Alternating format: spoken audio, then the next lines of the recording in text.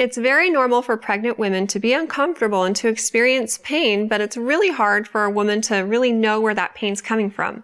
You asked specifically if a woman can feel cervical pain, and there are some people who say that the painful part of labor is the cervix changing, but I say the painful part of labor is just contractions and the actual delivery.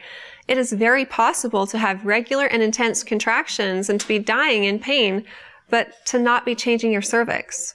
Really, the only way to know if you're in labor is to come into the hospital and to get checked. There's no way to tell when you're at home hurting if you're changing or not. If you come into the hospital contracting, the first thing they're going to do is check your cervix.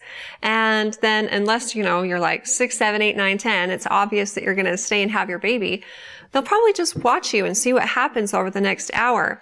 We cross our fingers, tell you to work hard, shut the door, come back in an hour, and then recheck your cervix. And if your cervix is dilating as a result of the regular and painful contractions, then you're in labor and you get to stay.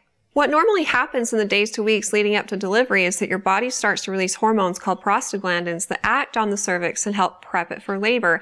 It ripens the cervix. That's the actual medical term we use, just like a fruit. A fruit can be ripe or not ripe.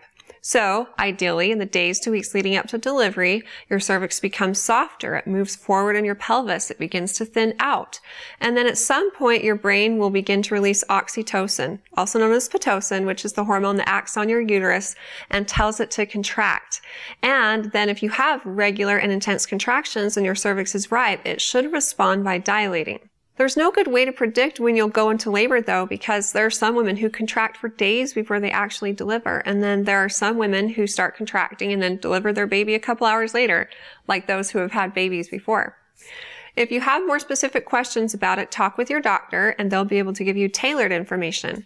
And if you have more questions for me in the future, feel free to ask them on our Facebook page at facebook.com/Intermountain Moms and recommend us to your friends and family too.